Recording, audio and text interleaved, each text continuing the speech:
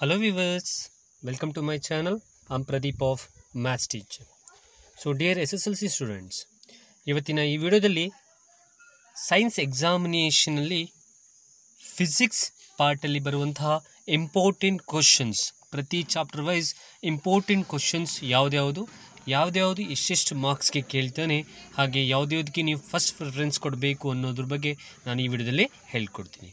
So ಈಗಾಗಲೇ ಸೈನ್ಸಲ್ಲಿ ಬರುವಂತಹ important ಡಯಾಗ್ರಾಮ್ಸ್ದು ವಿಡಿಯೋನ ನಾನು ಮಾಡಿ ಅಪ್ಲೋಡ್ ಮಾಡಿದ್ದೀನಿ, ನೀವು ಹೋಗಿ ಚೆಕ್ ಮಾಡಬಹುದು. ಸೊ ಇದರಲ್ಲಿ ಫಿಸಿಕ್ಸಲ್ಲಿ ಬರುವಂತಹ important questions for the 2020 SSLC exam, ಇದ್ರ ಬಗ್ಗೆ ನಾನು ನಿಮಗೆ ಹೇಳ್ಕೊಡ್ತೀನಿ ಚಿಲ್ಡ್ರನ್ಸ್. ಹಾಗಾದರೆ ಸ್ಟಾರ್ಟ್ ಮಾಡೋಣ.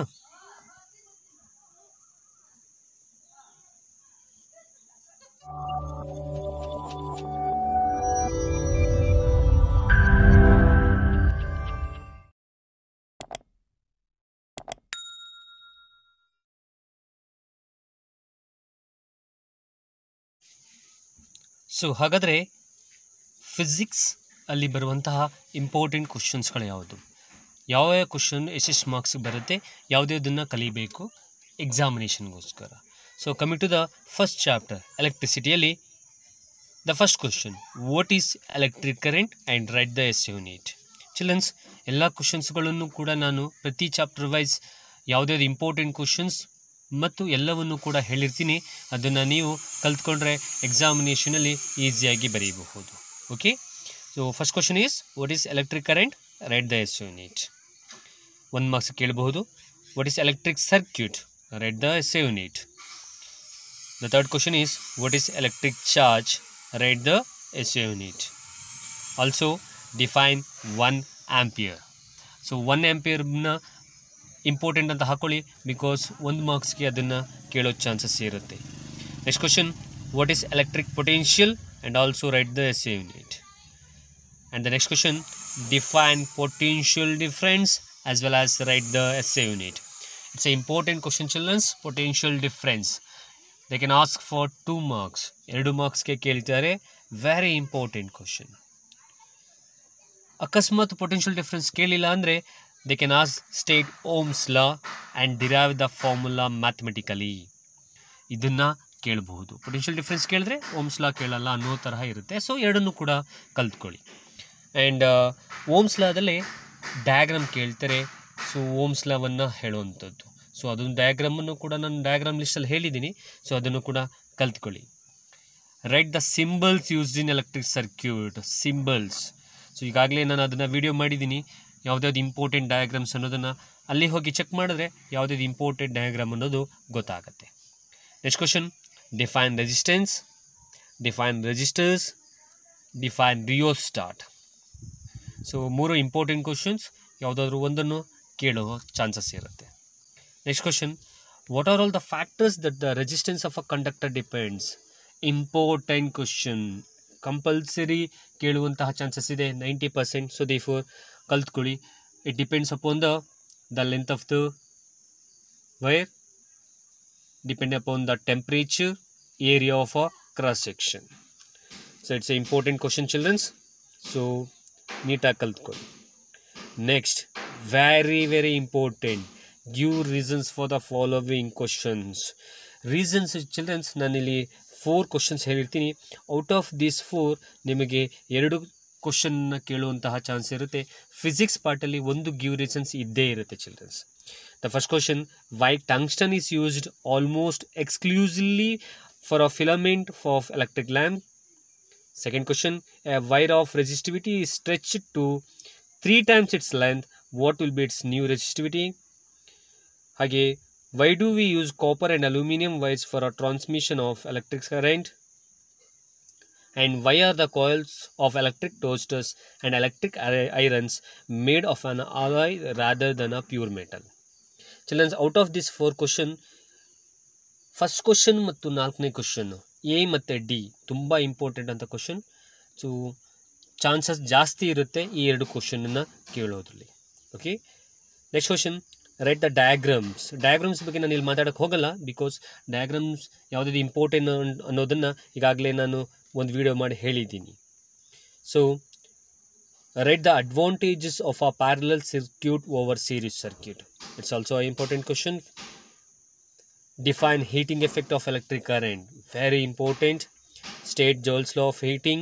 Define electric power and write the SI unit. Out of these 3 questions, ಒಂದು ಕ್ವಶನ್ನ ನೀವು ಎಕ್ಸ್ಪೆಕ್ಟ್ ಮಾಡ್ಬೋದು ಚಿಲ್ಡ್ರನ್ಸ್. ಸೊ ಅದು ಎಲೆಕ್ಟ್ರಿಸಿಟಿ ಚಾಪ್ಟರ್ ಕ್ವಶನ್ಸ್. ನಾವು coming to the second chapter, magnetic effects of electric current. So what are magnetic field lines? First question, write the properties of our magnetic field lines. Second question, as I said, diagrams ಬಗ್ಗೆ ನಾನು ಈಗ ಹೇಳಲ್ಲ, ಇಲ್ಲಿ mention ಮಾಡಿದ್ದೀನಿ.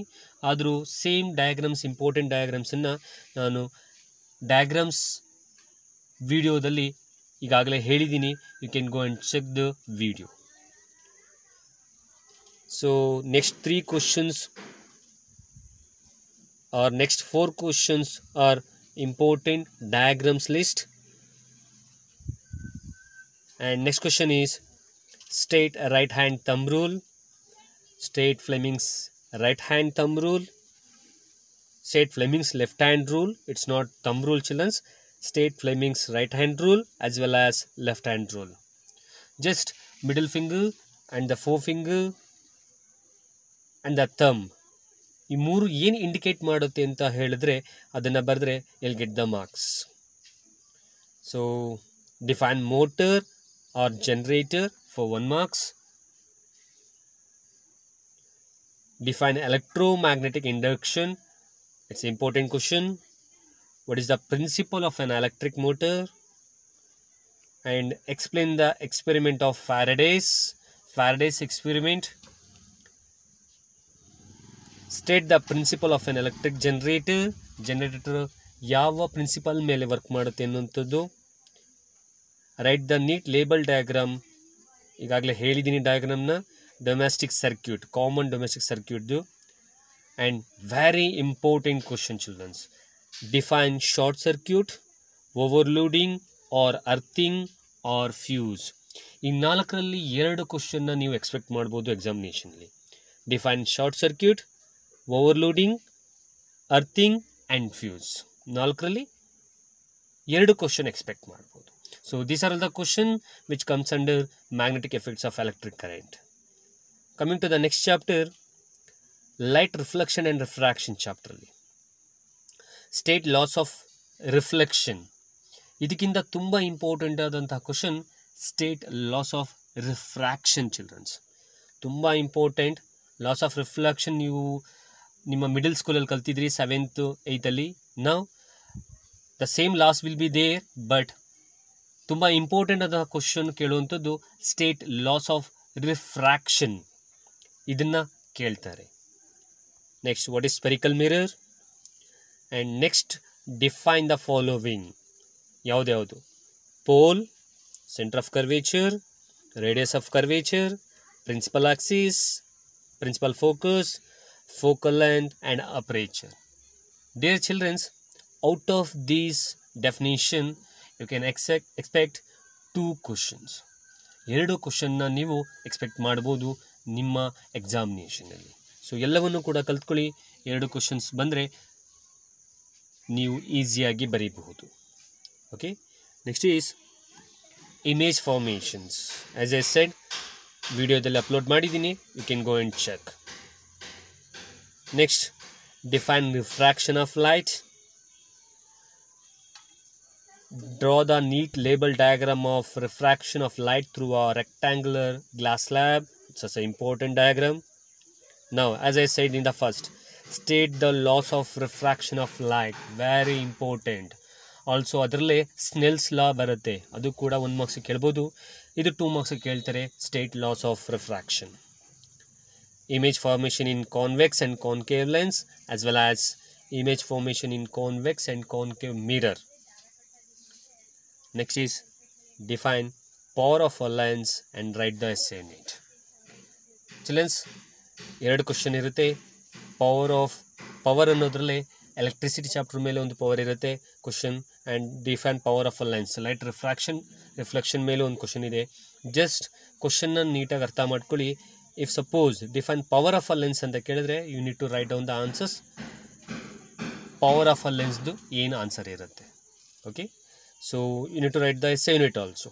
Dioptre. Okay, next is the questions, important questions based on the chapter human eye and the colorful world. ಇದರಲ್ಲಿ ತುಂಬ questions ಬರುತ್ತೆ, important ಕ್ವಶನ್ಸ್ಗಳು ಇರುತ್ತೆ. ಸೊ ಆದಷ್ಟು ಕ್ವಶನ್ಸ್ಗಳನ್ನು ನೀವು ಬರೆದುಕೊಂಡು ಅದಕ್ಕೆ ಆನ್ಸರ್ಸನ್ನು ಕೂಡ ನೀಟಾಗಿ ಕಲ್ತ್ಕೊಂಡು ಹೋಗಿ ಎಕ್ಸಾಮಿನೇಷನಲ್ಲಿ ಬರೀಬಹುದು. First one is draw the neat label diagram of a human eye. Next, what is power of accommodation? Childrens, power of ಅಕಾಮಡೇಷನ್ನ 1 ಮಾರ್ಕ್ಸ್ಗೂ ಕೇಳ್ಬೋದು ಅಥವಾ 3 ಮಾರ್ಕ್ಸ್ಗೂ ಕೂಡ ಕೇಳ್ಬೋದು. It's a important question. What is a power of accommodation? ನೀಟಾಗಿ ಕಲ್ತ್ಕೊಳ್ಳಿ. ನಾನಿಲ್ಲಿ ಕ್ವಶನ್ಸ್ಗಳನ್ನು ಹೇಳ್ತಾ ಇದ್ದೀನಿ, ಆನ್ಸರ್ಸ್ಗಳು ನಿಮ್ಮಲ್ಲಿ ಇರುತ್ತೆ ಅಂತ ಅಂದ್ಕೊಳ್ತೀನಿ. ಆನ್ಸರ್ಸ್ಗಳನ್ನು ಬರೆದು ಪ್ರಾಕ್ಟೀಸ್ ಮಾಡಿ. Next, what is myopia? How it would be corrected? Explain by writing the diagram. And also, which lens will be used to correct myopia? It's a very important. ಡಯಾಗ್ರಾಮ್ನ ಬರೆದು ನೀವು ಎಕ್ಸ್ಪ್ಲೇಷನ್ ಕೊಡಬೇಕು. ಮಯೋಫಿಯಾ ಅಂದ್ರೇನು, ಹೇಗೆ correction ಮಾಡ್ತಾರೆ, ಯಾವ ಲೆನ್ಸ್ನ use ಮಾಡ್ತಾರೆ ಆ ಒಂದು ಮಯೋಫಿಯಾ ಐನ ಡಿಫೆಕ್ಟ್ನ ಸರಿ ಮಾಡೋದಕ್ಕೆ, ಇನ್ಕ್ಲೂಡಿಂಗ್ ವಿತ್ ದ ಡಯಾಗ್ರಾಮ್ಸ್. ಹಾಗಾದರೆ ಮಯೋಫಿಯಾ ಕೇಳಲಿಲ್ಲ ಅಂದರೆ they'll ask what is hypermetropia, how it would be corrected, explain by writing the diagram, and also which lens will be used to correct the hypermetropia. ಈ 2 ಕ್ವಶನಲ್ಲಿ ಒಂದು question ನಿಮಗೆ 3 ಮಾರ್ಕ್ಸ್ಗೆ ಇರುತ್ತೆ childrens. Very important question. Myopic eye or a hypermetrophic eye. Okay, next, draw the neat label diagram of showing refraction of a light through a triangular glass prism. So diagrams ಬರುತ್ತೆ childrens. Draw the neat label diagram of showing recombination of the spectrum of white light. It's also important. Draw the neat label diagram of showing dispersion of white light by the glass prism. Children, ಈ 3 diagrams ಒಂದೇ page ಅಕ್ಕಪಕ್ಕದಲ್ಲಿ ಬರುತ್ತೆ. 3 ಡಯಾಗ್ರಾಮ್ನ ಕಲ್ತ್ಕೊಂಡಿರಿ. Out of these 3 diagrams ಒಂದು important ಆಗಿರುತ್ತೆ.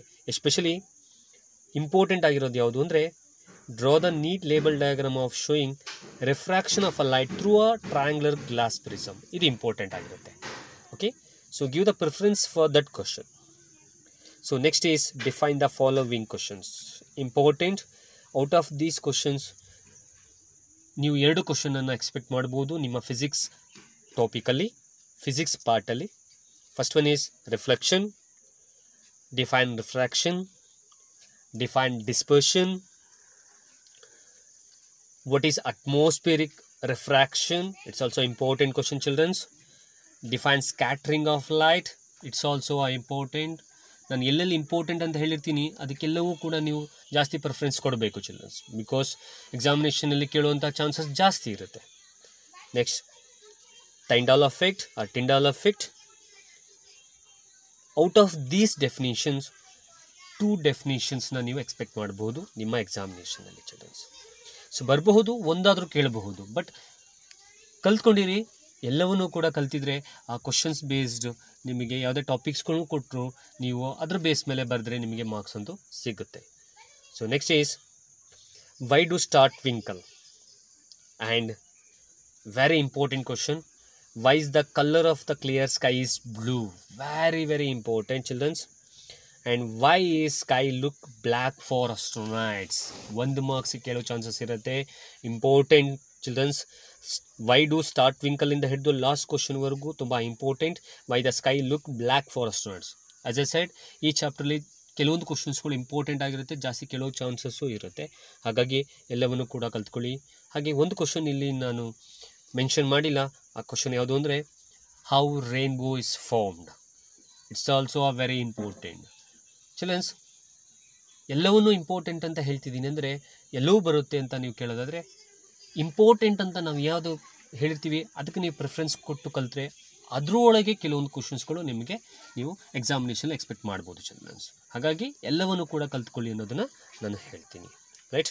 So ಇಷ್ಟು physics imparting questions for your SSLC examination. So ನಿಮ್ಗೆ ಏನಾದರೂ ಡೌಟ್ಸ್ಗಳಿದ್ದರೆ ನೀವು ಕಮೆಂಟ್ ಬಾಕ್ಸ್ನಲ್ಲಿ ತಿಳಿಸ್ಕೊಟ್ರೆ ಖಂಡಿತವಾಗ್ಲೂ ಆ ಡೌಟ್ಸ್ನ ನಾನು ಕ್ಲಾರಿಫೈ ಮಾಡಿಕೊಡ್ತೀನಿ. ಸೊ ನೆಕ್ಸ್ಟ್ ಪಾರ್ಟಲ್ಲಿ chemistry and biology important questions as well as ಟಾಪಿಕ್ಸ್ನ ನಾನು ಅಪ್ಲೋಡ್ ಮಾಡ್ತೀನಿ. ಈಗಾಗಲೇ ನಾನು all the diagrams, very important science ಡಯಾಗ್ರಾಮ್ನ ಪಾರ್ಟ್ 1ಅಲ್ಲಿ ಪಾರ್ಟ್ 2ಅಲ್ಲಿ ವಿಡಿಯೋನ ಅಪ್ಲೋಡ್ ಮಾಡಿದ್ದೀನಿ. ನನ್ನ ಯೂಟ್ಯೂಬ್ ಚಾನಲಲ್ಲಿ ನೀವು ಹೋಗಿ ಚೆಕ್ ಮಾಡ್ಬೋದು. VGT ಅಕಾಡೆಮಿ ಅಂತ ಟೈಪ್ ಮಾಡಿದ್ರೆ ಯೂಟ್ಯೂಬಲ್ಲಿ ನಿಮಗೆ ಅದು ಸಿಗುತ್ತೆ. ಅದರಲ್ಲಿ ಸೈನ್ಸ್ ಪಾಸಿಂಗ್ ಪ್ಯಾಕೇಜ್ ಅಂತ ಹಾಕಿ ಪಾರ್ಟ್ 2ಅಲ್ಲಿ ಡಯಾಗ್ರಾಮ್ಸ್ ಲಿಸ್ಟನ್ನು ಕೊಟ್ಟಿದ್ದೀನಿ. ಸೊ ಆ ಡಯಾಗ್ರಾಮ್ಸ್ ಎಲ್ಲವನ್ನು ಬರೆದಿಟ್ಕೊಳ್ಳಿ. ಮಿನಿಮಮ್ 15 to 16 ಮಾರ್ಕ್ಸ್ ಡಯಾಗ್ರಾಮ್ಸಿಂದ ಬರಬಹುದು. ಕ್ಲಿಯರ್? ಸೊ ಇದು ಫಿಸಿಕ್ಸಲ್ಲಿ ಬರುವಂತಹ important questions as well as topics. Next ವಿಡಿಯೋದಲ್ಲಿ ನಾನು ಕೆಮಿಸ್ಟ್ರಿ ಮತ್ತು ಬಯಾಲಜಿ ಕ್ವಶನ್ಸ್ಗಳನ್ನು ಅಪ್ಲೋಡ್ ಮಾಡ್ತೀನಿ. ಸೊ ಯಾವುದೇ ಡೌಟ್ಸ್ ಇದ್ದರೆ ಕಮೆಂಟ್ ಬಾಕ್ಸ್ನಲ್ಲಿ ನೀವು ತಿಳಿಸ್ಕೊಡ್ಬೋದು. And thank you.